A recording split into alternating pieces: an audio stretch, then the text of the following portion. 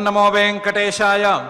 रजस्तमो भावदूरा रजः पूर्ण मनोभारा गोविंद गोविंद। ध्यान निवारित पापा मान निवारित तापा गोविंद गोविंद। भवगण जननापीत्यादिकर्ताप्य पापी श्रुतिरव विदितोपि तीति नेत्यादिलापी सुखलव जलवापी व्यर्थ चिंता कलापी भवतु परम आपी पापशत्रु बतापी అని మహత్తమ హృదంతర నిరంతర నివాసి అయిన శ్రీనివాస పరమాత్మని పాపములోనేటువంటి శత్రువులను పోగొట్టవలసిందిగా ప్రార్థించుకుంటూ శ్రీశుకుల వారు ఉపదేశం చేసిన శ్రీమద్ భాగవతం యొక్క అధ్యయన కార్యక్రమాన్ని మనం ప్రారంభించుకుందాము. యథాప్రకారం ప్రార్థనా శ్లోకాలను చదువుకుని మంగళాచరణం చేసుకుందాం. ఓం నమో వెంకటేశాయ. శ్రీ గురు ప్రార్థనా. గురుర్బ్రహ్మా గురుర్విష్ణు గురుర్దేవో మహేశ్వరః గురుః సాక్షాత్ పరం బ్రహ్మ తస్మై శ్రీ గురవే నమః. శ్రీనివాస ప్రార్థనా. శారదేందు ప్రకాశాయ శారదాగమహేతవే శారదాపతి పూజ్యాయ శ్రీనివాసాయ తే నమః. అథ సంకల్పః. శ్రీమదాదివరాహ క్షేత్రే విరాజమానస్య నిత్యశుద్ధ బుద్ధ ముక్త స్వభావస్య లీలాగృహీత విగ్రహస్య శ్రీ పద్మావతీ జానేః అనుగ్రహేణ అస్మాకం సర్వేషాం బుద్ధిశుద్ధ్యర్థం విద్యాభివృద్ధ్యర్థం భక్తి జ్ఞాన వైరాగ్యాది తదనుకూల సర్వసంపత్సమృద్ధ్యర్థం శ్రీ పరమేశ్వర ప్రీత్యర్థం శ్రీమద్భాగవత పాఠం కరిష్యామహే. అస్య శ్రీమద్భాగవత స్తోత్ర మహామంత్రస్య నారద ఋషిః బృహదీ ఛందః శ్రీకృష్ణః పరమాత్మా దేవతా బ్రహ్మ బీజం భక్తిశక్తిః జ్ఞానవైరాగ్యే కీలకం అస్మాకం శ్రీమద్భగవత్ప్రసాదసిద్ధ్యర్థే పాఠే వినియోగః ధ్యానం. నారాయణాశనివరాయుధసిద్ధిహస్తం వ్యాసప్రసూతశుకవీరసమూహశస్తం పాపాలిశత్రుపరిమర్దనకామతస్తం శస్త్రాలయం విశతభాగవతం ప్రశస్తం. శ్రీ గురుభ్యో నమః. 13వ అధ్యాయంలో ఇంద్రుడు వృత్రాసురుణ్ణి సంహరించిన తర్వాత దానివల్ల వచ్చినటువంటి బ్రహ్మహత్యా పాతకాన్ని ఎలా పోగొట్టుకున్నాడు అనేటువంటి అంశాన్ని వివరంగా చెప్పారు. దాంతో వృత్రాసుర సంహార ఘట్టం ఫలితం కూడా చెప్పడంతో పూర్తిగా పూర్తయిపోయినట్లే. కానీ పరీక్షిత్తు గారికి ఒక సందేహం వచ్చింది. ఆ సందేహంతో 14వ అధ్యాయం ప్రారంభమవుతోంది. ఆ సందేహాన్ని పరీక్షిత్తే చక్కగా తన మాటలతో వివరంగా శ్రీశుకుల వారికి చెప్పాడు. పరీక్షిదువాచ రజస్తమస్వభావస్య బ్రహ్మన్ వృత్రస్య పాప్మనః నారాయణే భగవతి కథమాసీత్ దృఢామతి అని మొదలుపెట్టి మొత్తం వృత్తాంతం బాగానే చెప్పారు. యుద్ధం బాగుంది, యుద్ధంలో వృత్రాసురుణ్ణి సంహరించటం బాగుంది, బ్రహ్మహత్య బాగుంది, దాన్ని తొలగించుకోవటం అంతా బాగుంది. కానీ మధ్యలో వృత్రాసురుడు తన భక్తిని ప్రదర్శించినటువంటి ఘట్టాలు ఉన్నాయి కదా, అవి ఎలా కుదురుతాయి అని నాకు అనిపించటం లేదు, సరిగ్గా అర్థం అవ్వటం లేదు. ఎందుకంటే రజస్తమస్వభావస్య, రజస్సు తమస్సు ఈ రెండే వృత్రాసురుడికి ప్రధానమైనటువంటి గుణాలు. అలాంటి స్వభావం ఉన్నటువంటి వృత్రాసురుడికి పాప్మనః, పాపం చేయడానికే పుట్టినటువంటి వాడికి ఇంద్రుణ్ణి సంహరించాలి అని ఒకే ఒక సంకల్పంతో జన్మనెత్తిన వాడికి బ్రహ్మన్, ఓ శ్రీశుక, నారాయణే భగవతి కథమాసీత్ దృఢామతి, శ్రీమన్నారాయణుడి మీద, ఆ భగవంతుడి మీద దృఢామతి, దృఢమైనటువంటి భక్తి. ఏంటి, ఒక చేయి తెగి పడిపోయినా సరే దృఢంగా భక్తి అనేది కథమాసీత్, ఎలా ఉంది. రజస్తమస్వభావస్య బ్రహ్మన్ వృత్రస్య పాప్మనః నారాయణే భగవతి కథమాసీత్ దృఢామతి. ఎందుకు, దేహానాం శుద్ధసత్వానాం ఋషీణాం చామలాత్మనాం భక్తిర్ముకుందచరణే న ప్రాయేణ ఉపజాయతే. దేవతలున్నారు, చాలామంది దేవతలున్నారు. దేవానాం శుద్ధసత్వానాం, వాళ్ళ మనసులు చాలా పవిత్రమైనటువంటి మనసులు, వాళ్ళ యొక్క స్వభావం శుద్ధ సత్వప్రధానమైనటువంటి స్వభావం. ఋషులున్నారు, ఋషీణాం చాలామంది ఉన్నారు. అమలాత్మనాం, వాళ్ళ యొక్క మనసులు అతి పరిశుద్ధమైనటువంటి, ఏ మాలిన్యము లేనటువంటి మనస్సులు. అలాంటి దేవతలకి, అలాంటి మహర్షులకి కూడా ముకుంద చరణే భక్తి, ఆ పరమాత్మ యొక్క పాదార విందాల మీద భక్తి న ప్రాయేణ ఉపజాయతే, సామాన్యంగా కలగదు. అచంచలమైనటువంటి భక్తి, ఆ శ్రీహరి పాదాల మీద అచంచలమైనటువంటి భక్తి దేవతలకి, మహర్షులకి, వీళ్ళకే సామాన్యంగా కలగదు కదా. దేవానాం శుద్ధసత్వానాం ఋషీణాంచ అమలాత్మనాం భక్తిర్ముకుందచరణే న ప్రాయేణ ఉపజాయతే కదా. మరి రజోభిస్సమసంఖ్యాతాః పార్థివైరిహ జంతవః తేషాం ఏకేచన ఈహంతే శ్రేయో వై మనుజాదయః. మనుషుల గురించి ఏమని చెప్పుకోవాలి? దేవతలు, మహర్షులు వీళ్ళకే అంతంత మాత్రంగా ఉండే మాట అయితే మనుషుల గురించి ఏం చెప్పాలి? మనుషులు వాళ్ళ గురించే ఏం చెప్పాలి అనుకుంటే వాళ్ళకంటే తక్కువగా ఉండే పురుగు, పుట్ర వీటి గురించి ఏమని చెప్పుకోవాలి? రజోభిస్సమసంఖ్యాతాః పార్థివైరిహ జంతవః. ఈ సృష్టిలో ఎంతమంది జీవులు ఉన్నారు అంటే, ఈ భూమి మీద ధూళి కణాలు ఉన్నాయి కదా, మట్టి తాలూకు చిన్న చిన్న పరమాణువులు. ఆ పరమాణువులు ఎన్ని ఉన్నాయో అంతమంది ఉన్నారు. ఎంతమంది జీవులున్నారు? అనంత సంఖ్యలో జీవులున్నారు, లెక్క పెట్టలేనంతమంది జీవులున్నారు. పార్థివై రజోభి సమసంఖ్యాతాః ఇహ జంతవః. ఈ సృష్టిలో అంతమంది జీవులున్నారు.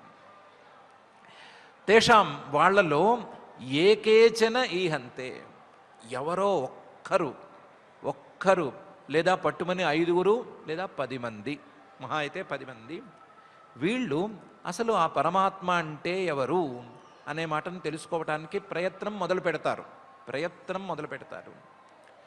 శ్రేయోవై, మనకు శ్రేయస్సు ఎక్కడి నుంచి వస్తుంది, మనకు మంచి అనేది ఎక్కడి నుంచి వస్తుంది, ఆ శ్రేయస్సునిచ్చేటువంటి పరమాత్మ ఎవరు అనేటువంటి ప్రయత్నాన్ని, ఆ జిజ్ఞాసని, ఆ విచారాన్ని ఎవరో కొంతమంది, వేళ్ల మీద లెక్కగా పెట్టగలిగినంతమంది మనుజాదయ, మనుషులు మొదలైన వాళ్ళు, మనుష్యులలో కొంచెం శ్రేష్ఠులు, వీళ్ళు మొదలు పెడతారు.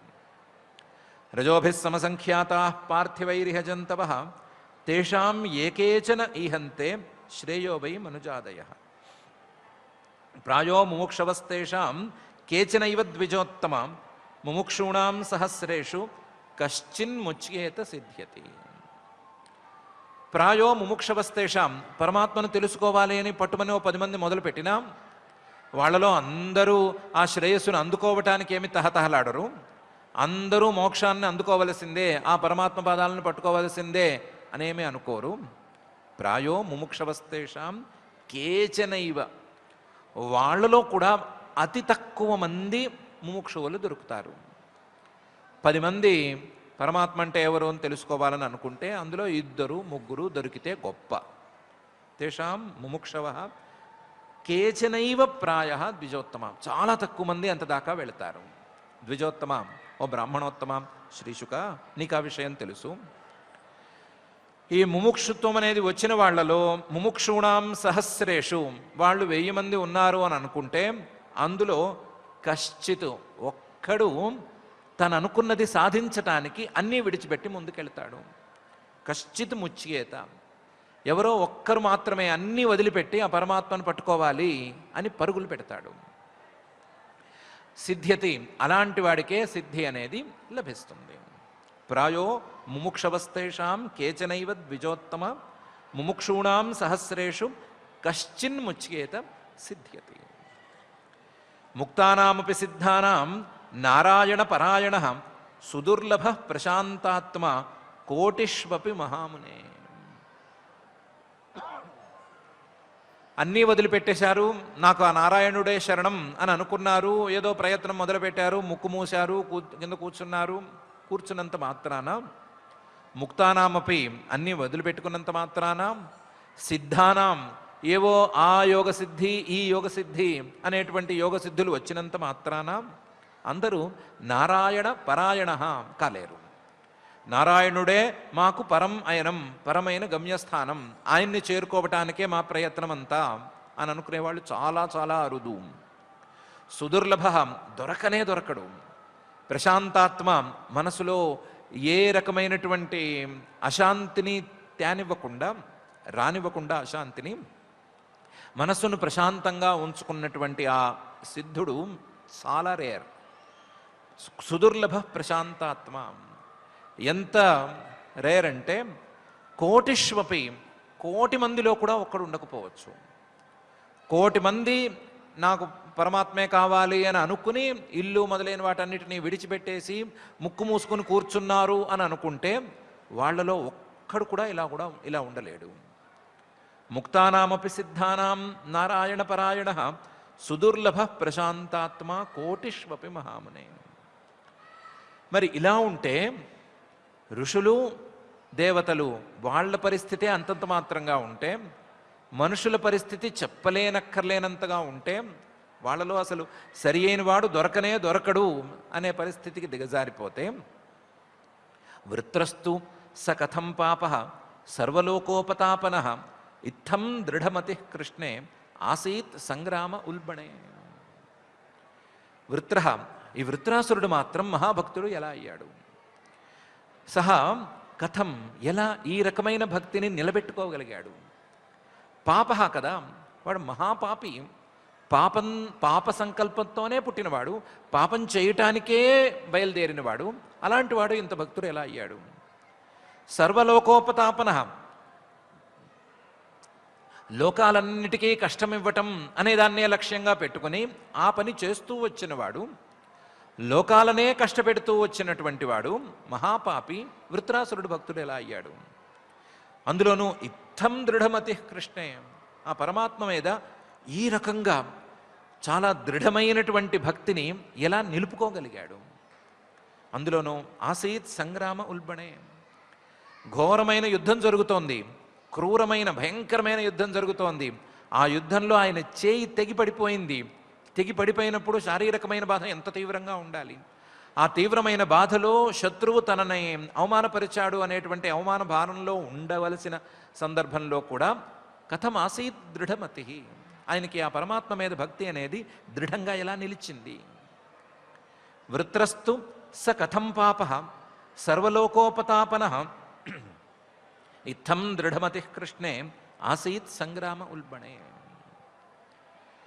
కష్టం వస్తే ఎవరైనా భగవంతుడిని తలుచుకుంటారు, మనుషుల్ని ఎవరినైనా చూసుకో, ఏమైనా కలిసి వస్తే భగవంతుడిని తలుచుకోరు, కానీ అదంతా నా వల్లే వచ్చింది నేను కాలర్ ఎగరేసుకుని తిరుగుతారు, కానీ కష్టం వస్తే భగవంతుడిని తలుచుకుంటారు.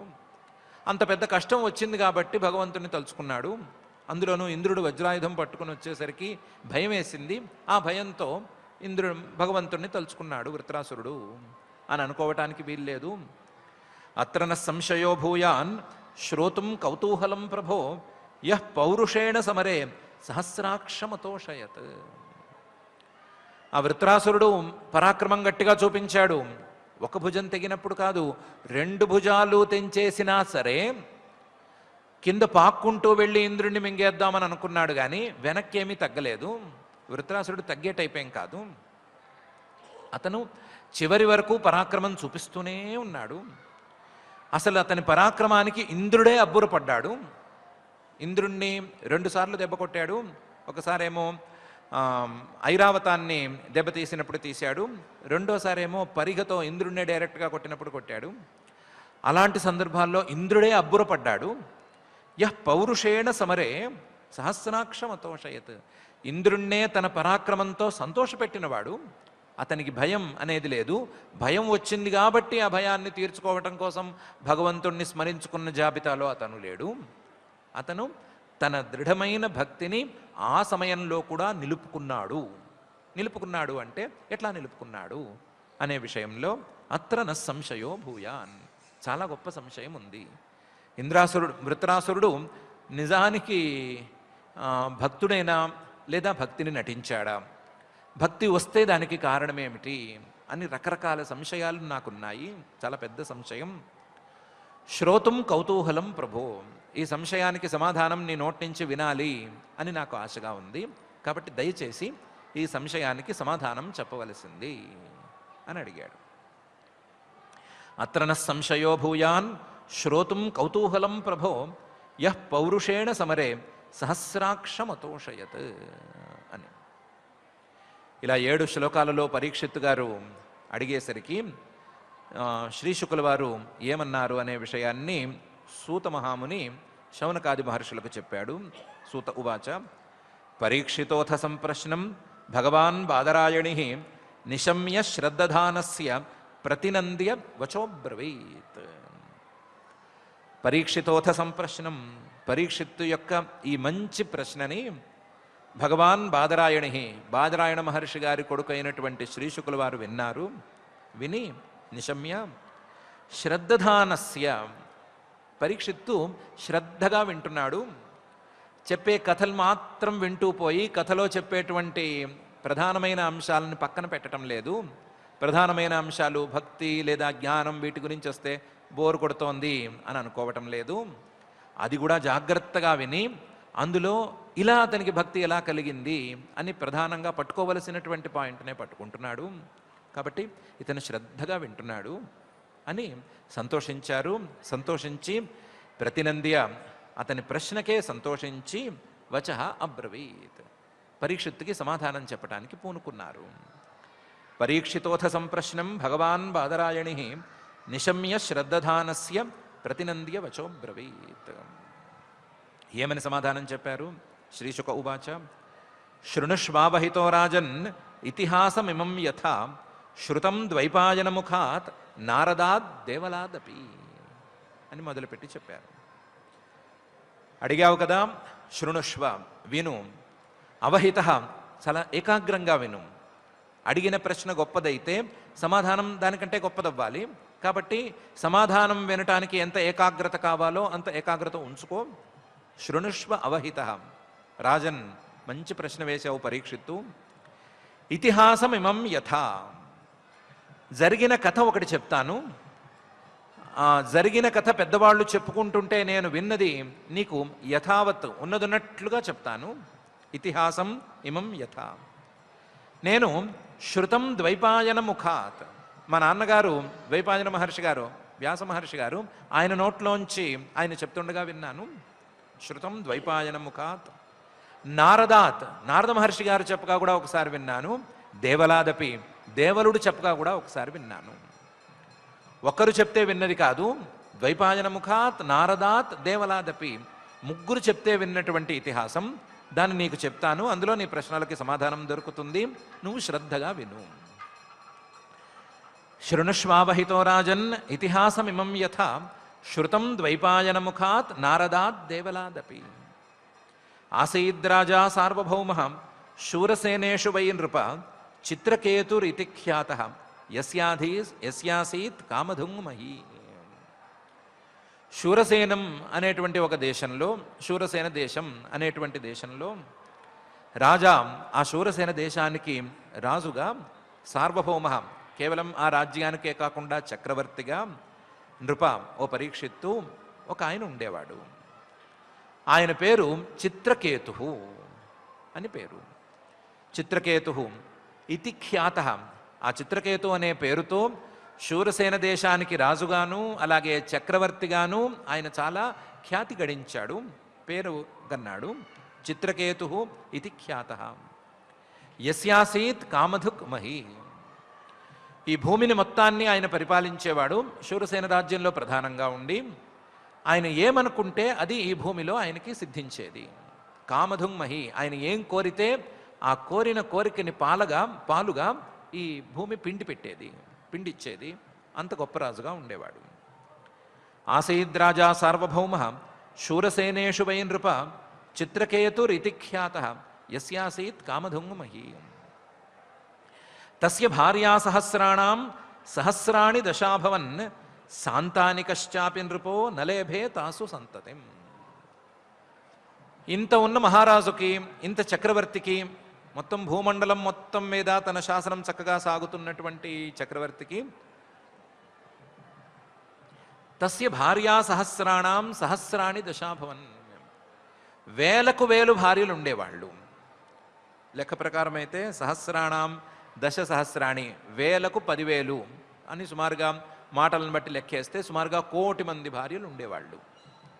భార్యా సహస్రాణి దశాభవన్. 1,000,000 మంది భార్యలు ఉండేవాళ్ళు.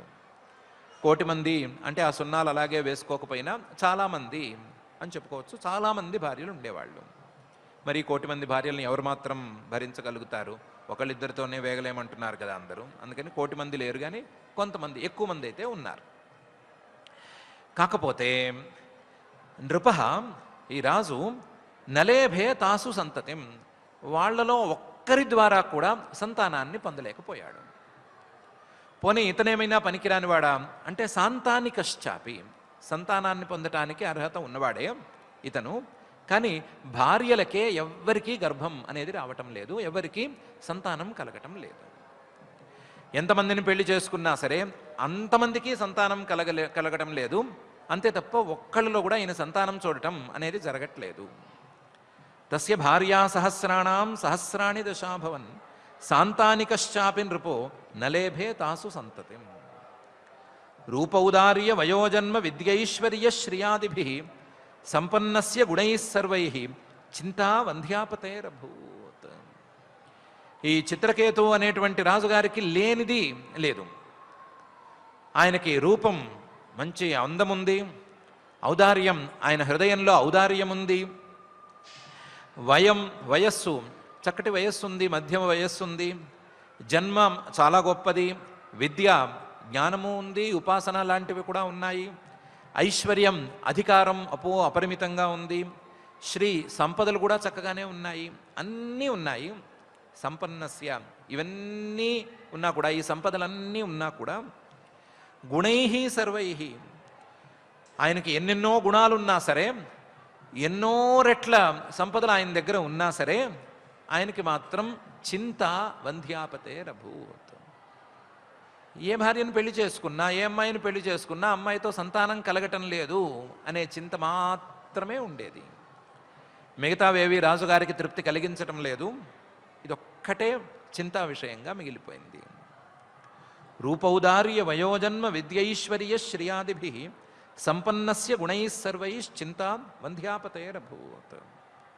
న తస్య సంపదః సర్వాః మహిష్యో వామలోచనాః సార్వభౌమస్య భూశ్చేయం అభవన్ ప్రీతిహేతవః.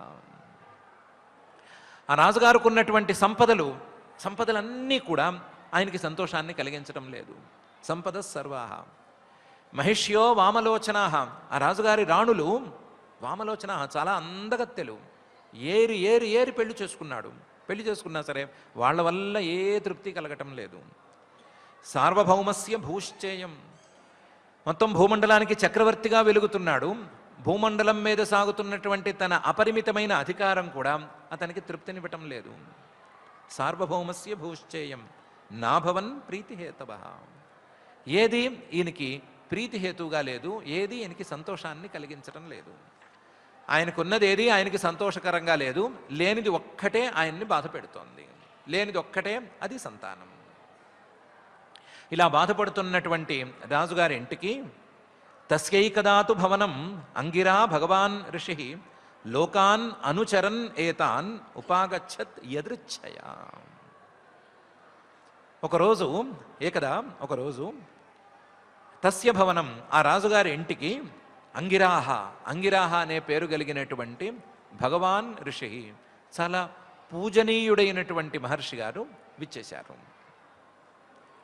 ఆయన ఎందుకు వచ్చాడు? ఆయన బ్రహ్మమానస పుత్రుడు, చాలా గొప్పవాడు అంగిరాహ అనేటువంటి ఆయన ఎందుకు వచ్చాడు అంటే, లోకాన్ అనుచరన్, లోకాలు తిరుగుతున్నాడు. ఈ లోకం నుంచి ఆ లోకానికి, ఆ లోకం నుంచి ఈ లోకానికి తిరుగుతున్నాడు. తిరిగేటప్పుడు భూలోకానికి వచ్చాడు.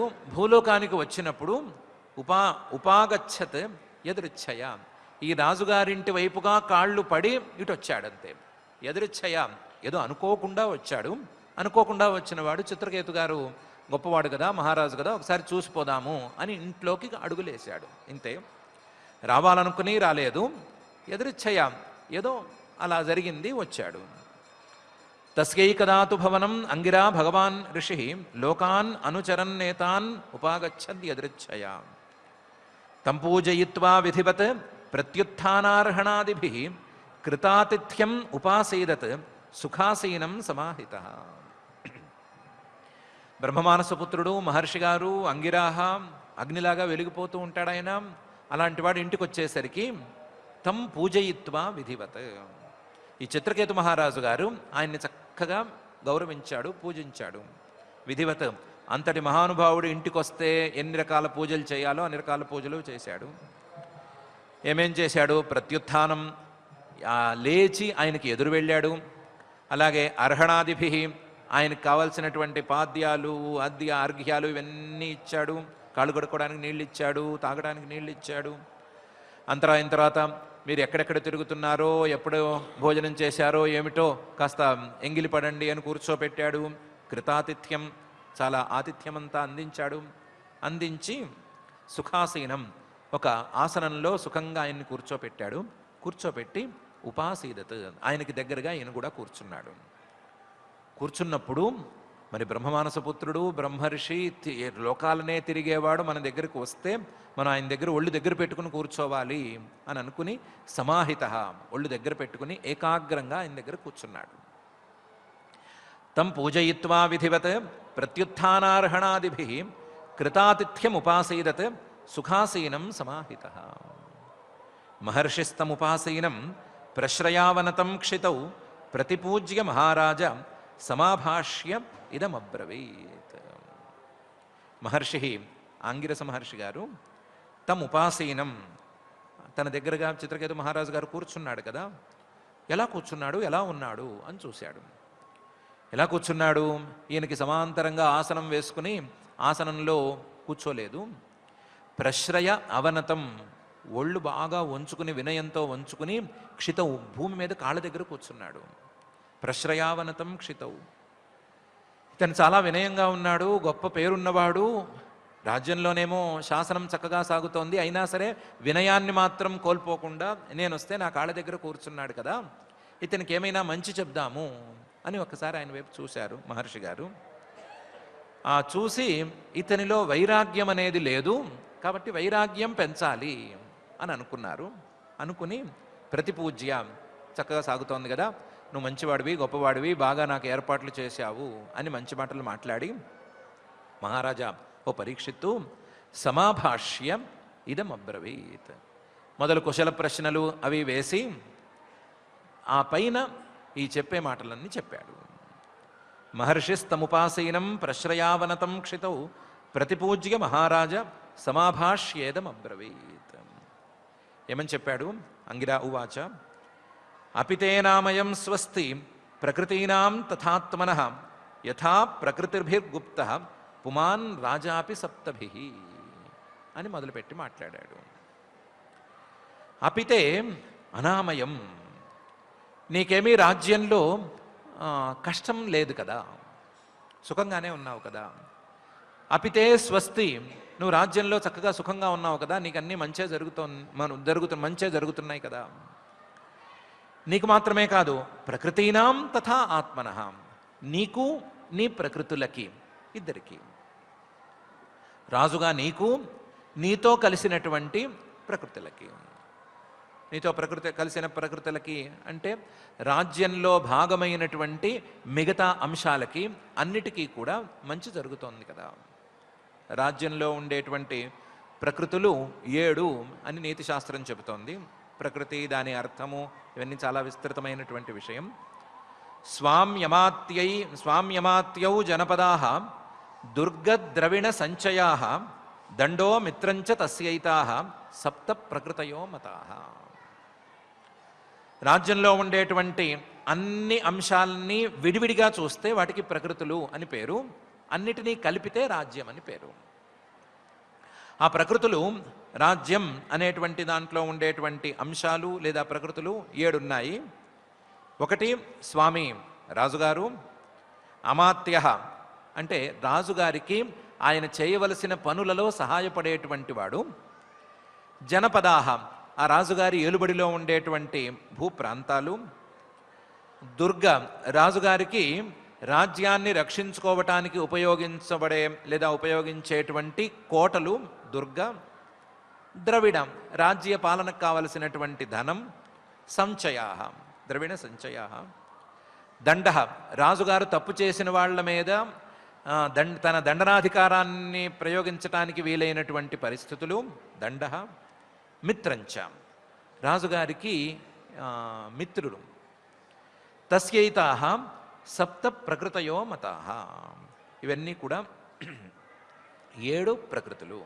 స్వామి, అమాత్యుడు, జనపదాలు, దుర్గాలు, ద్రవిణాలు అంటే ధనాలు, దండ, మిత్రం అనేటువంటివి 7 ప్రకృతులు. ఆ ప్రకృతులు చక్కగానే ఉన్నాయి కదా. నీవు, నీ తోటివారు, నీ రాజ్యం, రాజ్యంలో ఉండేటువంటి డబ్బు, దశకం, అలాగే రాజ్యంలో ఉండాల్సిన కోటలు, రాజ్యంలో ఉండేటువంటి భూగాలు అన్నీ క్షేమంగా ఉన్నాయి కదా అని అడిగారు. దానికి అందమైన ఉదాహరణ ఒకటి సాంఖ్య దర్శనం ప్రకారం జోడించారు. యథా ప్రకృతిభిర్గుప్త పుమాన్ రాజాపి సప్తభిః అని. సాంఖ్య దర్శనంలో 7 ప్రకృతులు ఉన్నాయి. 1 మూల ప్రకృతి అనే ప్రకృతి. మూల ప్రకృతి తర్వాత మహత్తత్వము, అహంకారము అనేటువంటి 2 ప్రకృతులు. ఆ 2 ప్రకృతుల్ని 1, 2 అని తీసుకుంటే ఆ తర్వాత వచ్చేటువంటి పంచమహాభూతాలు అనేటువంటివి మొత్తం 7. మూల ప్రకృతి కాక మిగతా ప్రకృతులు 7 ప్రకృతులు. ఆ 7 ప్రకృతులతో పుమాన్, పురుషుడికి ప్రయోజనం అనేది కలుగుతుంది. ఆ 7 ప్రకృతులతో గుప్త శరీరం అనేది తయారైతే ఆ శరీరంలోకి ఈ పురుషుడు, జీవుడు ప్రవేశించి ఈ శరీరంలో కావలసిన పనులన్నీ చేసుకుంటాడు. పుమాన్, జీవుడు ఎలాగైతే 7 ప్రకృతులతో లాభపడతాడో అలాగే రాజా అపి సప్తభి, రాజు కూడా ఈ సప్త ప్రకృతులతో లాభపడతాడు. తనతో కలుపుకుంటే వచ్చేటువంటి 7 ప్రకృతులతో రాజుగారు కూడా లాభపడతాడు. రాజుగారు కూడా ఈ ప్రకృతులన్నీ బాగుంటే బాగుంటాడు. రాజ్యం బాగుండాలి, రాజ్యంలో ఉండే భూభాగాలన్నీ సేఫ్గా ఉండాలి, దానికి కావాల్సిన దుర్గాలు, దండము, మిత్రులు అందరూ సవ్యంగా ఉండాలి. ఇవన్నీ సవ్యంగా ఉండి రాజుగారు కూడా ఆరోగ్యంగా, సంతోషంగా ఉండాలి. ఉన్నప్పుడే రాజ్యం బాగున్నట్టు. అపితేనామయం స్వస్తి ప్రకృతీనాం తథాత్మనః యథా ప్రకృతిభిర్గుప్త పుమాన్ రాజాపి సప్తభిః అని అంగిరో మహర్షి గారు చిత్రకేతు గారితో అన్నారు. ఆత్మానం ప్రకృతిష్వద్ధ నిధాయ శ్రేయ ఆప్నుయాత్ రాజ్ఞా తథా ప్రకృతయః నరదేవాహితాథయః. రాజుగారు కాక మిగతా ప్రకృతులు, మంత్రులు, సామంతులు, లేకపోతే అమాత్యులు, మిగతావన్నీ కూడా ఈ రెండు రకాల అంశాలు కలిసి పనిచేస్తే రాజ్యం బాగుంటుంది, సుభిక్షంగా ఉంటుంది. రాజుగారు ఆత్మానం ప్రకృతిషు అద్ధా నిధాయ, తనను తాను ఈ ప్రకృతులకు సమర్పించుకోవాలి. తన మంత్రుల్ని నమ్మాలి, అమాత్యుల్ని విశ్వసించి పనులకు పంపించాలి. తన అధీనంలో ఉండేటువంటి భూభాగాలు తన అధీనంలో ఉన్నాయి అని మొదలు అంగీకరించుకోవాలి. అంగీకరించుకుని పనులు చేయాలి. తన దగ్గర ఎంత ధనం ఉంది అనే విషయం రాజుగారికి ఎప్పుడూ మనసులో మెదులుతూ ఉండాలి. అందులో ఏ భాగం ఎక్కడ ఖర్చు పెట్టాలి అనే లెక్క, ఆ బైఫర్కేషన్ అనేది ఆయన దగ్గర సరిగ్గా ఉండాలి. సరిగ్గా ఉంటే రాజుగారి బుద్ధి మొత్తం గనక ఈ ప్రకృతుల మీద ఉంటే అద్ధానిధాయ శ్రేయ ఆప్నుయాత్, ఆ రాజుగారు శ్రేయస్సును పొందుతాడు, రాజ్యాన్ని సక్రమంగా పాలించగలుగుతాడు. రాజ్ఞా తథా ప్రకృతయ నరదేవాహితాధయ, ఈ రాజ్యంలో ఉండేటువంటి ప్రకృతులు, మంత్రులు, సామంతులు మొదలైనటువంటి వాళ్ళు తమకున్నటువంటి తెలివితేటల్ని, తమకున్నటువంటి సామర్థ్యాల్ని, వీటన్నిటినీ కూడా రాజుగారికి సమర్పించాలి. రాజ్యం కోసం, రాజ్యపాలన కోసం వెచ్చించాలి.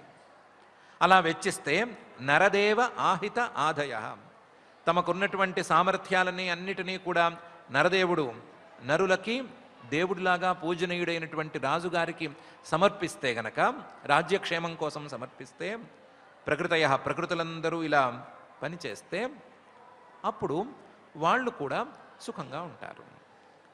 రాజుగారు తన ఆలోచనలన్నిటినీ రాజ్యపాలన మీదే ఉంచాలి. రాజ్యపాలనలో భాగమైనటువంటి మిగతా వాళ్ళందరూ కూడా రాజుగారికి సహాయం చేయటంలోనే మునిగి ఉండాలి. ఇలా గనక ఉన్నట్లయితే రాజ్యం సుభిక్షంగా చక్కగా సాగుతుంది. ఆత్మానం ప్రకృతిశ్వద్ధ నిధాయ శ్రేయ ఆప్నుయాత్ రాజ్ఞా తథా ప్రకృతయ నరదేవాహితాధయ. మరి మీ రాజ్యంలో ఇలా నువ్వు చేస్తున్నావా?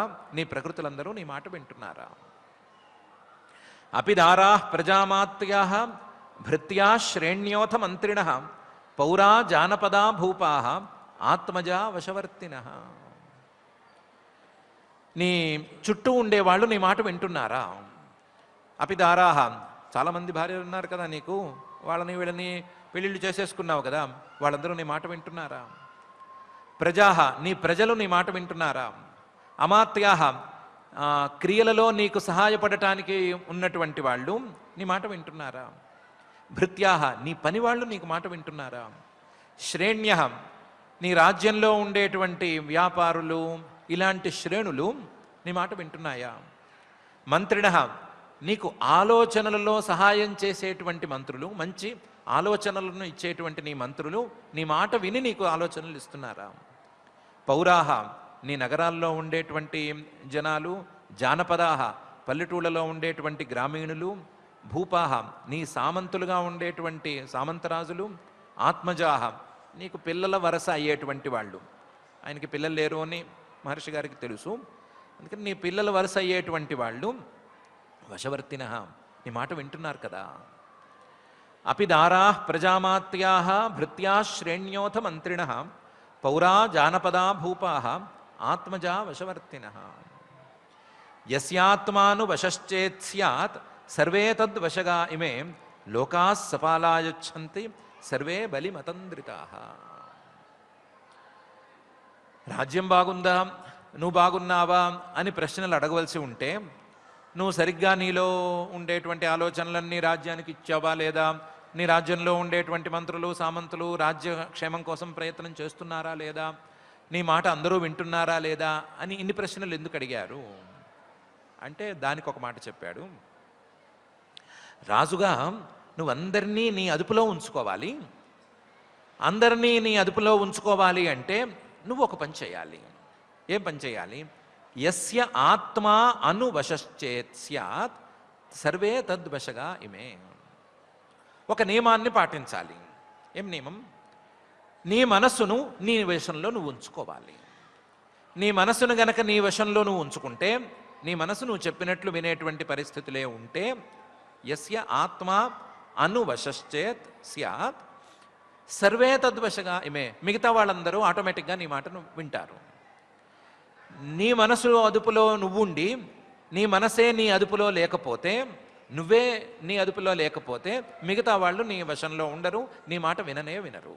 కాబట్టి ముందు నీ మనస్సు నీ వశంలో ఉందా లేదా అనేది చూసుకోవాలి. అలా చూసుకున్నావా లేదా? ఒకవేళ గనక మనస్సు అనేది వశంలో ఉంటే రాజ్యంలో ఉండే ప్రకృతిలేం కర్మ, లోకాలన్నీ కూడా మాట వింటాయి, సపాలాహ, లోకపాలకులందరూ కూడా మాట వింటారు, మాట వినటం కాదు, యచ్చంతి సర్వే బలి మతంద్రితా, ఏమాత్రం అలసత్వం చూపించకుండా వాళ్ళు చేయవలసిన పనులన్నీ చేస్తారు. వాళ్ళు చేయవలసిన పనులు చేసి వాళ్ళు చేసిన పనులకి ఫలితాన్ని నీకే అందిస్తారు. యచ్చంతి సర్వే బలిం. అందుకని ముందు నువ్వు సరిగ్గా నీ మనసు మాట వింటున్నావా లేదా, నీ మనస్సు నీ మాట వింటోందా, నీ మాట వినటం ప్రకారం మిగతా వాళ్ళందరూ నీ మాట వింటున్నారా లేదా, రాజ్యం సవ్యంగా సాగుతోందా లేదా అని క్రమంగా అడిగాను. యస్యాత్మా అనువశశ్చేత్ స్యాత్ సర్వే తద్వశగా ఇమే లోకా సపాలా యచ్చంతి సర్వే బలి మతంద్రితాః. ఆత్మనః ప్రీయతేనాత్మా పరతస్వత ఏవ వా లక్షయే అలబ్ధకామం త్వాం చింతయా శబలం ముఖం. కానీ ఒక చిన్న విషయం ఉంది. నీ మొహం చూస్తే మాత్రం నువ్వు సంతోషంగా లేవు అనే మాట తెలుస్తోంది. అందులో నీ యొక్క మనస్సు ఆత్మనః న ప్రీయతే, నీ యొక్క స్వరూపంతో సంతోషించడం లేదు. అంటే నీకు స్వరూపానందం అనేది దక్కలేదు. స్వతః సహజంగానే నీ మనస్సు సంతోషించవలసినటువంటి తీరులో సంతోషించడం లేదు. ప్రతి ఒక్కళ్ళ మనసు కొంతమేరకు సంతోషంగా ఉంటుంది సహజంగా. ఆ మాత్రం సంతోషం కూడా నీలో కనిపించడం లేదు. పరత ఏవవా, నీకున్నటువంటి రాజ్యాలు, లేకపోతే నీకున్నటువంటి అధికారం, నీకున్న భార్యలు, వీళ్ళందరి వల్ల నీకు రావలసినటువంటి సంతోషం నీకు కనిపించడం లేదు. నీకు ఆ సంతోషం లేదు అని తెలిసిపోతుంది. ఆత్మన ప్రీయతే నాత్మ పరతః స్వత ఏవవా లక్షయే అలబ్ధ కామంత్వాం. సంతోషానికి ఇన్ని కారణాలు ఉండగా చక్రవర్తివై ఉన్నావు, ఇంతమంది భార్యలు ఉన్నారు, నీ మాట చెల్లుతోంది, అధికారం సుస్థిరంగా ఉంది, సంపదలు ఉన్నాయి, తప్పు చేసిన వాడిని దండిస్తే అడిగేవాడు లేడు, ఎందుకు దండించారు అని అనటం లేదు, మీరు దండించారు కాబట్టి వాడు తప్పు చేశాడు అని అందరూ ఒప్పుకుంటున్నారు. అంత సుస్థిరమైన అధికారం నీకు ఉండగా కూడా నువ్వు సంతోషించటం లేదు అంటే, నువ్వు సంతోషంగా లేవు అంటే నువ్వేదో కోరరాని కోరిక కోరుకున్నావు, అది తీరటం లేదు అనే కదా అర్థం. లక్షయే అలబ్ధ కామంత్వాం. నీ మొహం చూస్తే తెలిసిపోతోంది, మొహంలో కనిపిస్తోంది నీకేదో కోరిక ఉంది, ఆ కోరిక తీరటం లేదు. చింతయా శబలం ముఖం, దాని గురించి నువ్వు చాలా కాలం పాటు ఆలోచిస్తూ కూర్చున్నావు. ఆ చింత వల్ల నీ మొహం మాడిపోయి ఉంది. శబలం ముఖం, నీ మొహం ఉండవలసినటువంటి రంగులో లేదు, మాడిపోయి వాడిపోయి ఉంది. ఆత్మనః ప్రీయతేనాత్మా స్వత పరతః స్వత ఏవ లక్షయే అలబ్ధ కామంత్వాం చింతయా శబలం ముఖం అని అంగిరో మహర్షి గారు చిత్రకేతువుతో అన్నారు.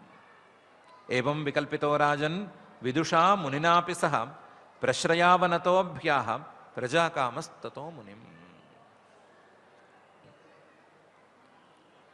మహర్షి గారు జాగ్రత్తగా మాట్లాడాను.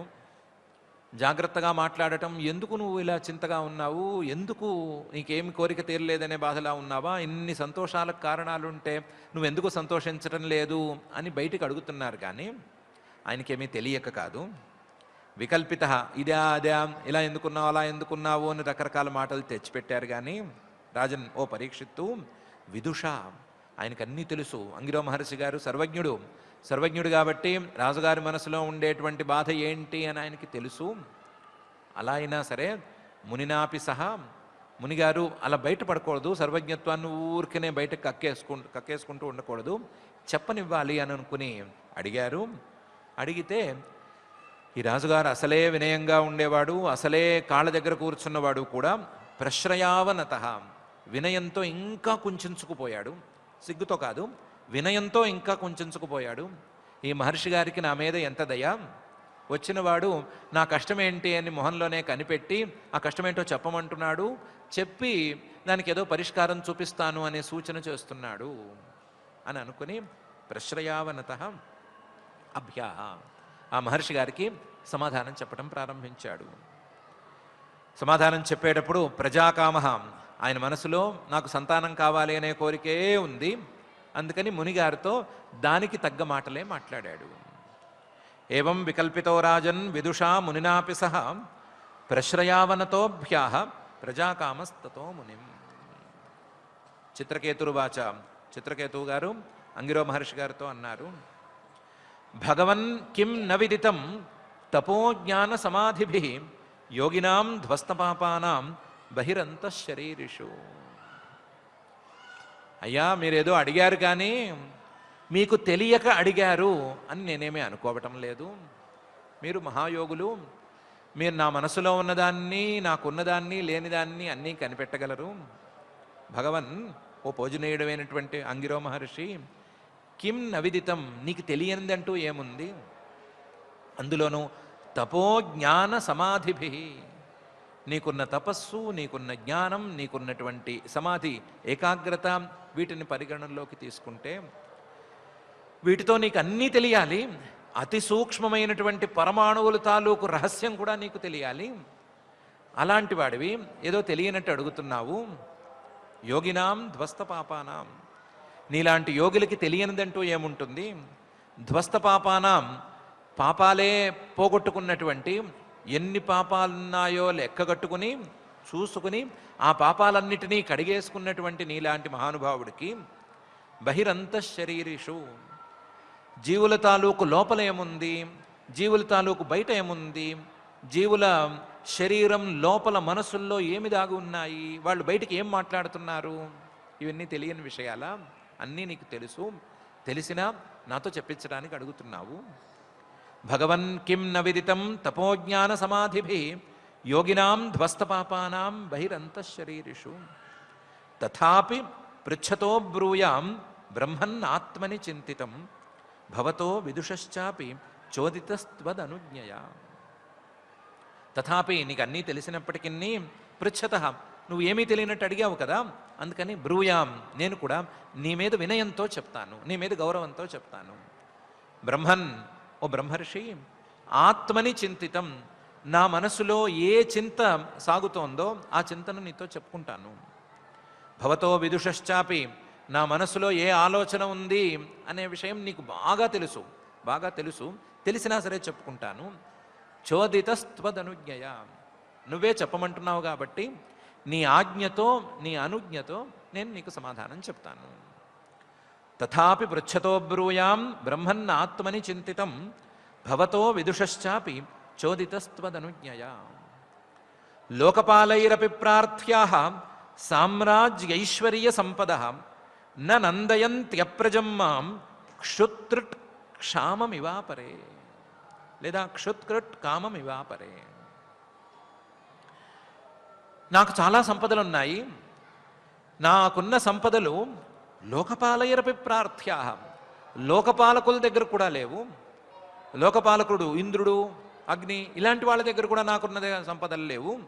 అఫ్కోర్స్ వాళ్ళకేమీ 1,000,000 మంది భార్యలు లేరు, నా ఒక్కడికే ఉన్నారు. అన్ని సంపదలు ఉన్నాయి, వాళ్ళు కూడా నాకున్న సంపదలను కోరుకోవాలి, అలాంటి స్థాయిలో నేనున్నాను.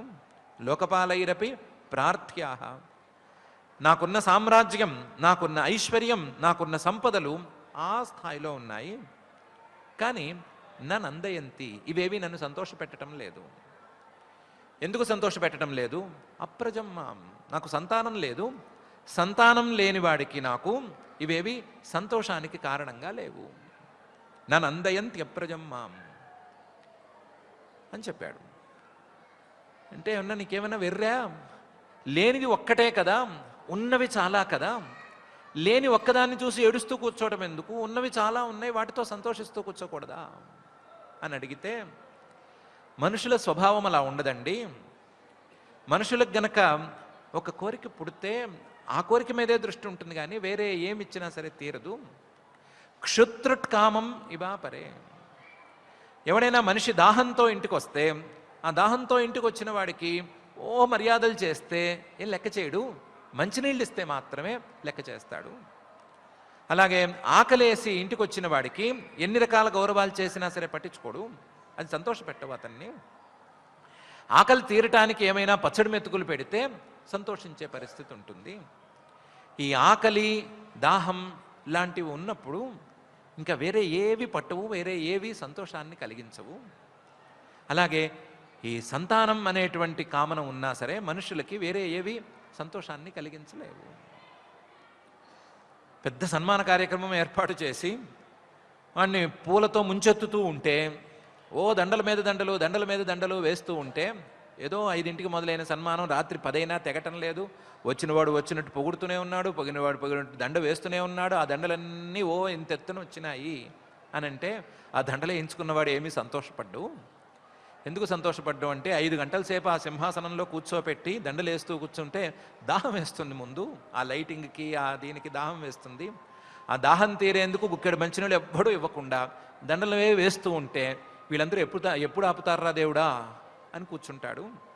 మీరు ఈ దండలు వేసే బదులు ఒక గ్లాసుడు మంచినీళ్ళు తెచ్చిపెడితే మంచిది కదా అని చివరికి అన్నా అంటాడు. ఎందుకంటే ఆ దాహం బాధ అనేది అంత తీవ్రంగా ఉంటుంది.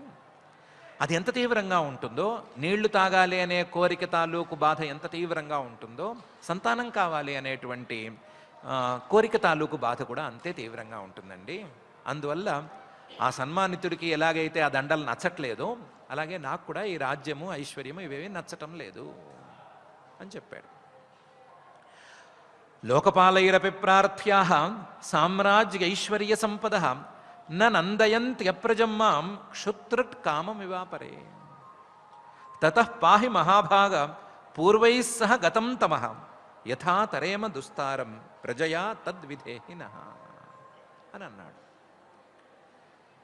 ఆకలి దప్పిక ఈ రెండు సహజమైనటువంటి బాధలు.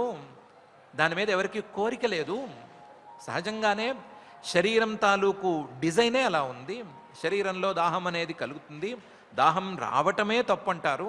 దాహం వచ్చిందంటేనే ఇంత పర్సంటేజు నీళ్లు తగ్గిపోయినాయి అని అంటారు. అలాంటిది 5 గంటలు కూర్చోపెడితే దాహం తీర్చుకోవాలని కోరిక కాదు, అది అవసరము. అలాగే ఆకలిది కూడా అవసరము. నీ సంతానం అనేది అవసరం అవుతుందా? సంతానం అనేది నువ్వు పెంచుకున్న కోరిక, ఇది అవసరం కాదు, నువ్వు దాంతో పోలుస్తున్నావేంటి అని మహర్షి గారు అడిగితే, సంతానం కూడా నాకు అవసరమేనండి అని చెప్పాడు. సంతానం అవసరమండి, అందుకనే నేను మిమ్మల్ని వేడుకుంటున్నాను. తతః పాహి, నన్ను ఈ అవసరంలో మీరే రక్షించండి. మహాభాగా నువ్వు రక్షించగలవు అంగిరో మహర్షి, అందువల్ల రక్షించు. ఏం అవసరము? పూర్వైః సహ గతం తమః, నాకు గనక సంతానం వస్తే, మంచి సంతానం కలిగితే, క్రమక్రమంగా ఆ సంతానం వృద్ధి చెంది నేను పైకి వెళ్ళిన తర్వాత నాకు చుక్క నీళ్ళు ఇస్తుంది. నాకే కాదు, నా పైవాళ్లకు కూడా నీళ్ళు ఇస్తుంది, ఆ పైవాళ్లకు కూడా నీళ్ళు ఇస్తుంది. నీళ్ళు ఇస్తుంది కాబట్టి మేమందరం ఏ లోకాల్లో ఉన్నా కాస్త నీళ్లు తాగి సుఖపడతాము. అలా కాకుండా సంతానం అనేది ఇప్పుడు కనిపించకపోతే నాకు నీళ్ళు ఇచ్చేవాడెవడు అని నేను ఆలోచిస్తూ కూర్చుంటే నాకంతా చీకటిగా ఉంది. ఈ చీకటి నాకే కాదు, నా పితృదేవతలకి, నా పైవాళ్లకు కూడా ఉంది. మనకు నీళ్ళు ఇచ్చేవాడెవడు? ఈ చిత్రకేతువు అనేవాడు పూర్తయిపోయిన తర్వాత, ఈ చిత్రకేతువు ఎపిసోడ్ పూర్తయిపోయిన తర్వాత మనకి నీళ్ళు ఇచ్చేవాడు ఎవడు అని పితృదేవతలందరూ కూడా చూస్తున్నారు. చూస్తుంటే వాళ్ళకు కూడా చీకటిగా ఉంది. కాబట్టి నేను, నా పితృదేవతలు వాళ్ళందరూ కూడా చీకట్లోకి జారిపోయాము, మాకేం కనిపించడం లేదు. కాబట్టి ఆ చీకటిని పారద్రోలి మాకు నీళ్ళిచ్చేవాడిని ఒకడిని చూపించాలి కదా. ఆ నీళ్ళిచ్చేవాడి కోసమే ఈ తపనంతా. పూర్వైః సహ గతం తమః యథాతరేమ దుస్తారం, మేము ఈ కష్టాన్ని ఎలా దాటాలో నువ్వే చూడు. ఇది దుస్తారం, చాలా కష్టమైనటువంటి పరిస్థితి. పునర్జన్మ సిద్ధాంతాన్ని కానీ లేదా మరణానంతర జీవితాన్ని నమ్మేటువంటి సిద్ధాంతాన్ని కానీ గనక ఆలోచిస్తే ఇది కష్టమైనటువంటి వ్యవహారం. ఈ కష్టం కేవలం ప్రజయ, సంతానం వల్ల మాత్రమే తీరుతుంది. కాబట్టి తద్విధేహినః, మాకు దాన్ని ప్రసాదించు, మాకు దాన్ని ప్రసాదించు. నాకు కాదు, నాకు, నా పై వాళ్ళకి, అందరికీ కూడా ఈ సంతానాన్ని ప్రసాదించు. సంతానాన్ని ఎలా ప్రసాదించు అంటే, ఆ సంతానం నాకు, నా పై వాళ్ళకి నీళ్ళిచ్చేలాగా, మమ్మల్ని దృష్టిలో ఉంచుకుని పనిచేసేలాగా నువ్వు ప్రసాదించు అని అడిగాడు. తతః పాహి మహాభాగ పూర్వైః సహ గతం తమః యథా తరేమ దుస్తారం ప్రజయా తద్విధేహినః అనేటువంటి శ్లోకంలో. తర్వాత ఏం జరిగింది అనే సంగతి శ్రీశుక ఉవాచ. శ్రీ శుకుల వారు చెప్తున్నారు, ఇత్యర్థిత స భగవాన్ కృపాలుర్బ్రహ్మణస్సుత శ్రపయిత్వా చరుం త్వాష్ట్రం త్వష్టారమయజద్విభు అని.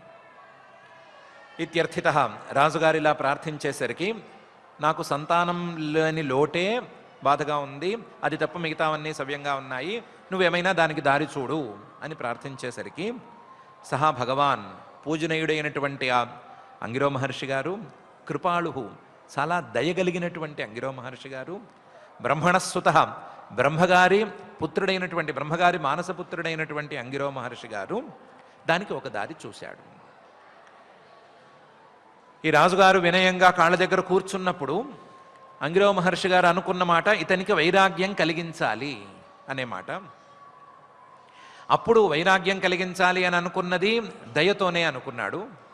కానీ ఈ రాజుగారి మనసులోని భావం చూస్తే, ఆయన మాట్లాడిన తీరు చూస్తే, ఆయన మొహం వాడిపోయి ఉండటం చూస్తే వైరాగ్యం గురించి ఇప్పుడు చెప్తే ఈయనకి ఎక్కదు అనే సంగతి రూఢి అయిపోయింది ఆయనకి.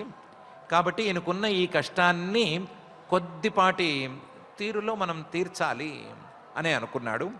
అనుకుని శ్రపయిత్వా చరుం త్వాష్ట్రం, దాందేముందయ్యా, త్వష్ట అనే దేవత ఉన్నాడు, ఆ దేవత మానవులకు కావలసినటువంటి సంతానాన్ని ప్రసాదిస్తాడు. త్వష్ట అనేది సూర్యుడి యొక్క ఒక రూపాంతరం అని అనుకోవచ్చు. మనం ఇంతకుముందు చెప్పుకున్నటువంటి విశ్వరూపుడి యొక్క తండ్రి గారు త్వష్ట ప్రజాపతి, ఆయన కాదు ఈయన వేరే దేవత, ఆయన ప్రజాపతి, ఈయన దేవత, తేడా ఉంది. త్వష్ట అనేటువంటి దేవత ఉన్నాడు, ఆయనకి గనక నువ్వు యాగం చేస్తే ఆయన నీకు సంతానాన్ని ఇస్తాడు అని చెప్పాడు. చెప్పి తానే దగ్గరుండి శ్రపయిత్వా చరుం త్వాష్ట్రం, ఆ త్వష్టదేవతకు సంబంధించినటువంటి యజ్ఞాన్ని చేయించి, ఆ యజ్ఞంలో చెరువు అంటే యజ్ఞంలోనే ప్రత్యేకించి వండవలసినటువంటి అన్నం ఉంటుంది, ఆ అన్నాన్ని తానే దగ్గరుండి వండించి ఆ త్వష్టారం అయజద్ విభు, ఆ అన్నంతో త్వష్టదేవతకి ఆహుతులను ఇచ్చాడు. ఆహుతుల నుంచి ఆ త్వష్టదేవతని సంతోషింపజేశాడు, తానే బాధ్యత తీసుకుని చేశాడు. ఇత్యర్థిత భగవాన్ కృపాలుర్బ్రహ్మణస్సుత శ్రపయిత్వా చరుం త్వాష్ట్రం త్వష్టారమయజద్ విభు. జ్యేష్ఠా శ్రేష్ఠా చ యా రాజ్ఞో మహిషీణాంచ భారత నామ్నా కృతద్యుతిస్తస్యై యజ్ఞోచ్ఛిష్టమదాద్విజ. ఈ యజ్ఞంలో త్వష్టదేవత కోసం అన్నం వండారు కదా, ఆ అన్నం వండిన దాంట్లో చాలా తక్కువ మాత్రంలో హోమం చేశారు. హోమం చేసిన తర్వాత మిగిలినటువంటి అన్నాన్ని ప్రసాదంగా యజ్ఞపాయసంగా రాజుగారి భార్యలలో ఒక్క ఆవిడికి ఇస్తాను అని అన్నాడు. ఎవరికి ఇవ్వాలి అని అంటే జ్యేష్ఠ పెద్ద భార్యకే ఇవ్వాలి. ఆవిడే శ్రేష్ఠురాలు కూడా అవుతుంది, ఎందుకంటే ఆవిడనే కదా ముందు పెళ్లి చేసుకున్నాడు, శ్రేష్ఠురాల్ని ముందు చూసి పెళ్లి చేసుకున్నాడు. జ్యేష్ఠ శ్రేష్ఠ, అందులోనూ రాజ్ఞో మహిషీణాం శ్రేష్ఠ, రాజుగారి పట్టపురాణులలో ఈవిడ నిజమైన పట్టపురాణి. రాజుగారి రాణుల్లో ఒక రాణికే పట్టపురాణి అని పేరు, మిగతా వాళ్ళకి కేవలం రాణులు లేదా రాజుగారి భార్యలు అని పేరు. ఈవిడ నిజమైన అచ్చమైన పట్టపురాణి, శ్రేష్ఠురాలు, అందరికంటే పెద్ద. ఈవిడ్ని సెలెక్ట్ చేశారు. మహిషీణాంచ భారత ఓ పరీక్షిత్తు సెలెక్ట్ చేసి, ఆవిడ పేరేమో నామ్నా కృతద్యుతి అని పేరు. ఆ కృతద్యుతి అనే ఆవిడ్ని సెలెక్ట్ చేసి తస్యై ఆవిడికి యజ్ఞోచ్ఛిష్టం అదాత్, ఈ యజ్ఞంలో మిగిలినటువంటి అన్నాన్ని ప్రసాదంగా ఇచ్చాడు. ఎవరిచ్చారు? ద్విజ, ఈ అంగిరో మహర్షి గారు, బ్రహ్మమానస పుత్రుడు అంగిరో మహర్షి గారు, ఆయన ఇచ్చాడు. ఇచ్చి తినమన్నాడు, తింటే నీకు సంతానం కలుగుతుంది అని చెప్పాడు. జ్యేష్ఠా శ్రేష్ఠా చ యా రాజ్ఞో మహిషీణాం చ భారత నామ్నా కృతద్యుతిస్తస్యై యజ్ఞోచ్ఛిష్టమదాద్విజ. అథాహ నృపతిం రాజన్ భవితైకస్తవాత్మజ హర్షశోకప్రదస్తుభ్యం ఇతి బ్రహ్మసుతో యయౌ. రాణిగారికి ప్రసాదం ఇచ్చాడు, నీకు సంతానం కలుగుతుంది పో అన్నాడు, పంపించాడు. పంపించి రాజుగారితో మాత్రం ఓ మాట చెప్పాడు. రాణిగారికి ప్రసాదం ఇచ్చిన తర్వాత అథ ఆహ నృపతిం, రాజుగారితో ఒక మాట చెప్పాడు. ఏమని చెప్పాడు? రాజన్, ఓ చిత్రకేతు, భవితా ఏకః, నీకొక పిల్లవాడు పుడతాడు. తవ ఆత్మజ, నీకు ఒక పిల్లవాడు తప్పనిసరిగా పుడతాడు. కాకపోతే హర్షశోకప్రద, అతను నీకు సంతోషాన్ని ఇస్తాడు, హర్ష శోక దుఃఖాన్ని ఇస్తాడు. హర్ష శోక ప్రదస్తుభ్యం. సంతానం అనేది అలాగే ఉంటుంది. సంతానం కావాలి కావాలి అని అనుకుంటే సంతానం పుట్టినందుకు అందరూ సంతోషిస్తారు. కానీ వాళ్ళకి ఏమైనా చిన్న ఇబ్బందులు వచ్చినా, చిన్న చిన్న జ్వరాలు లాంటివి వచ్చినా తల్లిదండ్రులు బాధపడుతూ ఉంటారు. సంతానం కలిగింది అనే సంతోషం ఎంత ఉంటుందో ఆ సంతానాన్ని పెంచటంలో ఉండేటువంటి కష్టాల వల్ల అంత బాధ కూడా ఉంటుంది.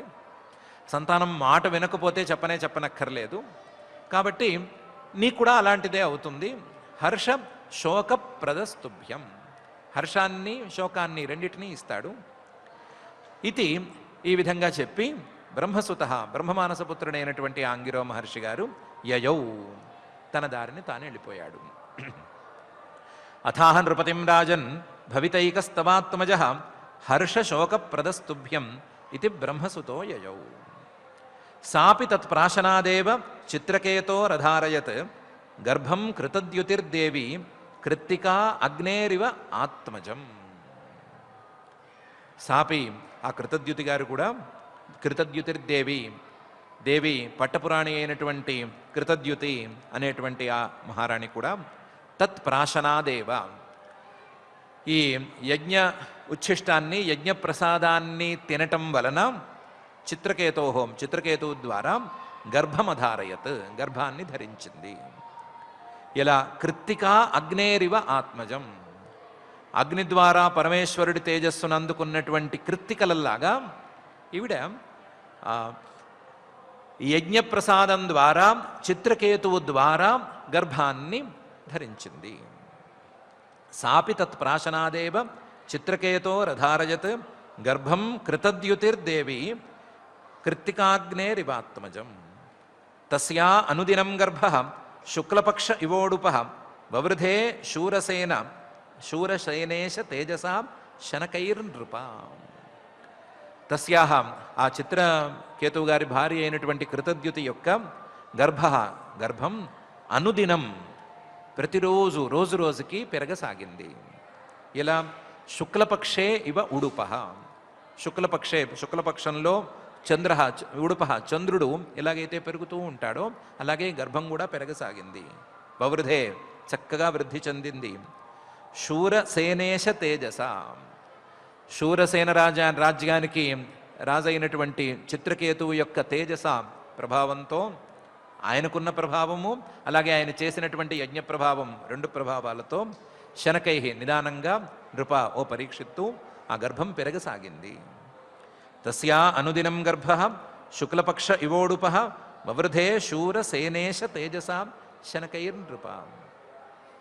అథ కాలే ఉపావృత్తే కుమారः సమజాయత జనయన్ శూరసేనానాం శృణ్వతాం పరమాం ముదం. అథ కాలే సమావృత్తే ఉపావృత్తే. కాలం అనేది గడిచింది. కాలం గడిచి నెలలు నిండినాయి. నెలలు నిండేసరికి కుమారः సమజాయత. ఆ కృతద్యుతి గారి గర్భం నుండి పిల్లవాడు పుట్టుకొచ్చాడు, అబ్బాయి పుట్టాడు. జనయన్ శూరసేనానాం శృణ్వతాం పరమాం ముదం. ఆ మాట వినేసరికి రాజుగారు కాదు, రాజ్యంలో ఉండేటువంటి వాళ్ళందరూ కూడా చాలా సంతోషించారు.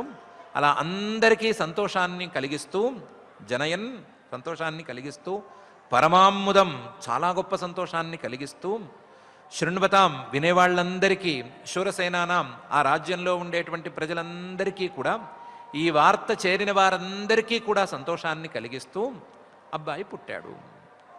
అథ కాలే ఉపావృత్తే కుమారः సమజాయత జనయన్ శూరసేనానాం శృణ్వతాం పరమాం ముదం అని మహర్షి గారు చెప్తున్నారు. తర్వాత ఏమేం జరిగింది, తర్వాత జరిగిన పరిణామాలు, రాజుగారు వ్యవహరించిన తీరు, సవతులు వ్యవహరించినటువంటి తీరు, ఆ తర్వాత జరిగినటువంటి విపరిణామం, వీటన్నిటినీ మహర్షి గారు పైన చెప్పబోతున్నారు. కథ ఇంకా ఉపోద్ఘాత ఘట్టంలోనే ఉంది కాబట్టి మనం పట్టుకోవాల్సినటువంటి పాయింట్లు చాలా తక్కువగానే ఉన్నట్లున్నాయి. అందులో ఒకటి, పెద్దలు వస్తే గౌరవంగా ఎలా ఉండాలి అనేటువంటి పాయింట్. రెండోది, చిత్రసేన మహారాజు గారు చెప్పినటువంటి అన్నీ ఉన్నా లేనిది ఒకదాన్ని పట్టుకుని వేళ్లాడేటువంటి మనిషి తాలూకు లక్షణం. అన్నీ ఉన్నాయి, సంతోషంగా ఉండొచ్చు, ఒకటి లేకపోతే లేకపోయింది అని అనుకోవచ్చు, అయినా సరే ఆ లేనిది ఒక్కదాన్నే పట్టుకుని నాకు ఇది లేదు అని ఏడుస్తూ కూర్చునేటువంటి లక్షణం. అది ఒకవేళ అవసరమైతే దాని పరిస్థితి వేరు, అవసరం కాకపోయినా పట్టుకుని వేళ్లాడేటువంటి లక్షణం అనేటువంటి పాయింట్ రెండోది. ఈ 2 పాయింట్లో ఒకటేమో మనం జాగ్రత్తగా పాటించవలసింది, రెండోది ఎంత కష్టమైనా సరే వదిలించుకోవలసింది. కాబట్టి పట్టించుకోవాల్సిన ఆ పాయింట్ని, వదులుచుకోవాల్సిన 2వ పాయింట్ని జాగ్రత్తగా గమనించుకుంటూ వాటిని ఏం చేయాలో అది చేసుకుంటూ ఇంకా పైన రాబోతున్నటువంటి ఘట్టాన్ని చక్కగా అర్థం చేసుకుంటూ దాని ద్వారా అందుకోవాల్సిన అసలు స్ఫూర్తిని, వైరాగ్యాన్ని అందుకుంటూ మనం ముందుకు సాగుదాము. మనకి ఇలాంటి అక్కర్లేని కోరికలు, మనల్ని అన్నీ ఉన్నా బాధ పెట్టే కోరికలు ఏమైనా ఉంటే వాటన్నిటినీ డిలీట్ చేసేసి, పూర్తిగా తీసేసి, మనకు ఉన్నదాంతో సంతోషపడేటువంటి అపూర్వమైన ఒక అలవాటుని అందించమని ఆ మహత్తమ హృదంతర నిరంతర నివాసి అయిన శ్రీనివాస పరమాత్మని భక్తిగా ప్రార్థించుకుందాం. పారాయణ కార్యక్రమాన్ని చేసుకుందాం. ఈరోజు మనం 6వ స్కంధంలో 14వ అధ్యాయంలో ఉన్నటువంటి శ్లోకాలు పారాయణ చేసుకుందాం. అథ శ్రీమద్భాగవతే శ్రీమద్భాగవతే పారమహంస్యాం సంహితాయాం పారమహంస్యాం సంహితాయాం షష్ఠస్కంధే షష్ఠస్కంధే చతుర్దశోऽధ్యాయః చతుర్దశోऽధ్యాయః పరీక్షిదువాచ పరీక్షిదువాచ రజస్తమస్వభావస్య రజస్తమస్వభావస్య బ్రహ్మన్ వృత్రస్య పాప్మనః బ్రహ్మన్వృత్రస్య పాప్మనః నారాయణే భగవతి నారాయణే భగవతి కథమాసీదృఢామతిః కథమాసీదృఢామతిః దేవానాం శుద్ధసత్వానాం దేవానాం శుద్ధసత్వానాం ఋషీణాం చామలాత్మనాం ఋషీణాం చామలాత్మనాం భక్తిర్ముకుందచరణే భక్తిర్ముకుందచరణే న ప్రాయేణోపజాయతే న ప్రాయేణోపజాయతే రజోభిः సమసంఖ్యాతాః రజోభిः సమసంఖ్యాతాః పార్థివైరిహ జంతవః పార్థివైరిహ జంతవః తేషాం ఏ కేచనే హంతే తేషాం ఏకే చ నేహంతే శ్రేయో వై మనుజాదయః శ్రేయో వై మనుజాదయః ప్రాయో ముముక్షవస్తేషాం ప్రాయో ముముక్షవస్తేషాం కేచనైవ ద్విజోత్తమా కేచనైవ ద్విజోత్తమా ముముక్షూణాం సహస్రేషు ముముక్షూణాం సహస్రేషు కశ్చిన్ముచ్యేత సిద్ధ్యతి కశ్చిన్ముచ్యేత సిద్ధ్యతి ముక్తానామపి సిద్ధానాం ముక్తానామపి సిద్ధానాం నారాయణపరాయణః నారాయణపరాయణః సుదుర్లభః ప్రశాంతాత్మా సుదుర్లభః ప్రశాంతాత్మా కోటిష్వపి మహామునే కోటిష్వపి మహామునే వృత్రస్తు సకథం పాపః వృత్రస్తు సకథం పాపః సర్వలోకోపతాపనః సర్వలోకోపతాపనః ఇత్థం దృఢమతిః కృష్ణే ఇత్థం దృఢమతిః కృష్ణే ఆసీత్ సంగ్రామ ఉల్బణే ఆసీత్ సంగ్రామ ఉల్బణే అత్ర నః సంశయో భూయాన్ అత్ర న సంశయో భూయాన్ శ్రోతుం కౌతూహలం ప్రభో శ్రోతుం కౌతూహలం ప్రభో యః పౌరుషేణ సమరే యః పౌరుషేణ సమరే సహస్రాక్షమతోషయత్ సహస్రాక్షమతోషయత్ సూత ఉవాచ సూత ఉవాచ పరీక్షితోథ సంప్రశ్నం పరీక్షితోథ సంప్రశ్నం భగవాన్ బాదరాయణిః భగవాన్ బాదరాయణిః నిశమ్య శ్రద్ధధానస్య నిశమ్య శ్రద్ధధానస్య प्रतिनन्द्यवचोऽब्रवीत् प्रतिनन्द्यवचोऽब्रवीत् श्रीशुक उवाच श्रीशुक उवाच शृणुष्वावहितो राजन् शृणुष्वावहितो राजन् इतिहासमिमं यथा इतिहासमिमं यथा श्रुतं द्वैपायनमुखात् श्रुतं द्वैपायनमुखात् नारदाद्देवलादपि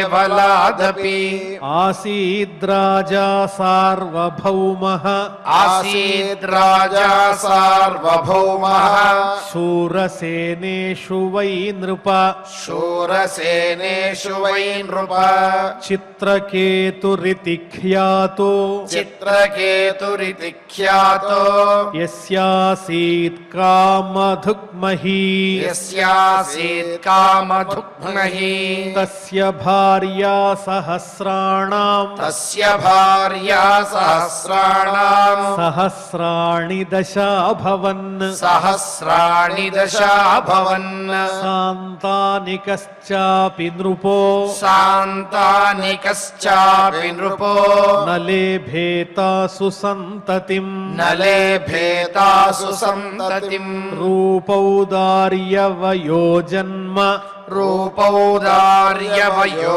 जन्म विद्यैश्वर्यश्रियादिभिः विद्यैश्वर्यश्रियादिभिः सम्पन्नस्य गुणैः सर्वैः सम्पन्नस्य गुणैः सर्वैः चिन्तावन्ध्यापतेरभूत् चिन्तावन्ध्यापतेरभूत् न तस्य सम्पदः सर्वाः न तस्य सम्पदः सर्वाः महिष्यो वामलोचनाः महिष्यो वामलोचनाः सार्वभौमस्य भूश्चेयम् सार्वभौमस्य भूश्चेयम् अभवन् प्रीतिहेतवः अभवन् प्रीतिहेतवः तस्यैकदा तु भवनम् तस्यैकदा तु भवनम् अङ्गिरा भगवान् ऋषिः अङ्गिरा भगवान् ऋषिः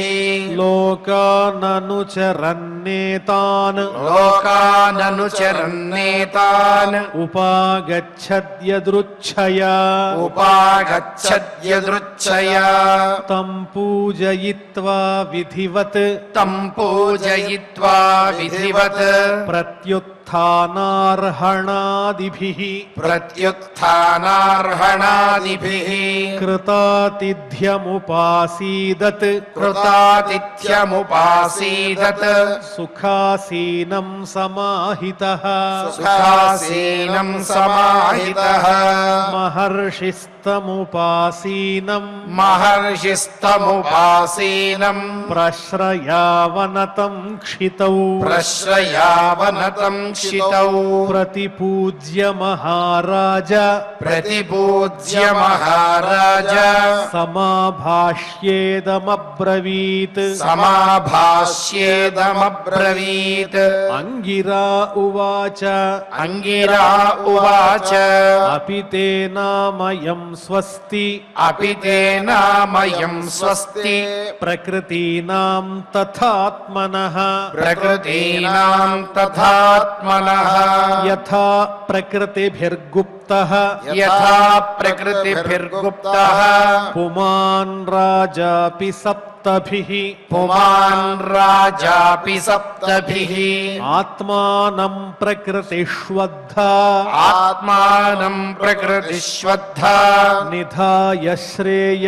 आप्नुयात् निधाय श्रेय आप्नुयात् राज्ञा तथा प्रकृतयो राज्ञा तथा प्रकृतयो नरदेवाहिताधयः नरदेवाहिताधयः అపిదారాః ప్రజామాత్యాః అపిదారా ప్రజామాత్యాః భృత్యాశ్రేణ్యోథ మంత్రిణః భృత్యాశ్రేణ్యోథ మంత్రిణః పౌరా జానపదా భూపాః పౌరాజానపదా భూపాః ఆత్మజా వశవర్తినః ఆత్మజా వశవర్తినః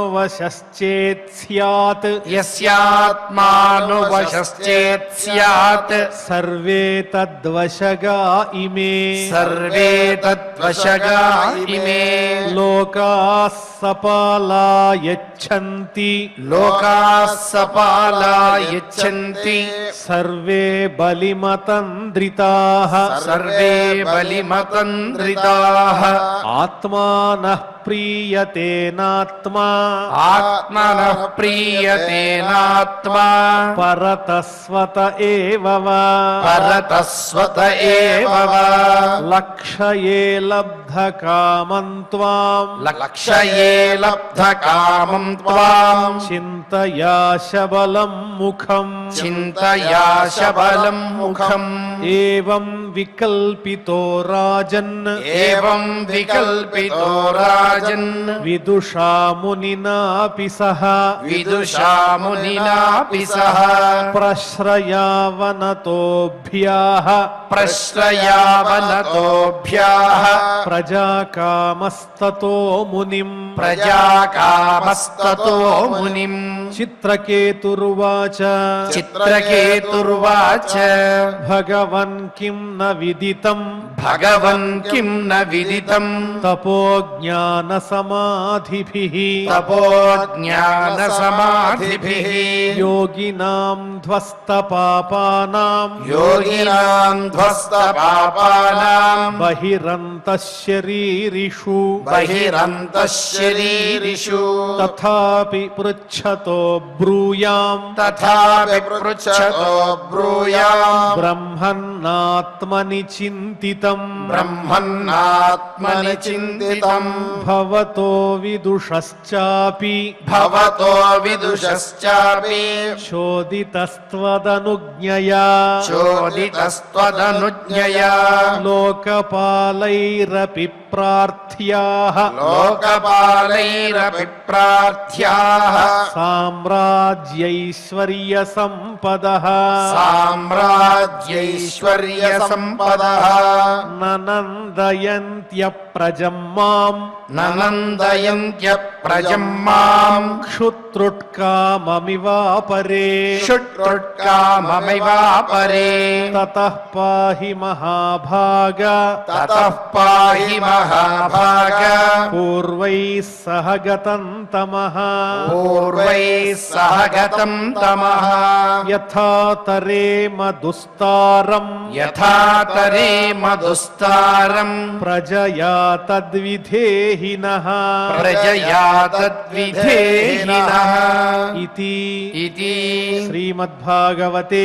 శ్రీమద్భాగవతే పారమహంస్యాం సంహితాయాం పారమహంస్యాం సంహితాయాం షష్ఠస్కంధే షష్ఠస్కంధే చతుర్దశాధ్యాయే శ్లోకాః చతుర్దశాధ్యాయే శ్లోకాః.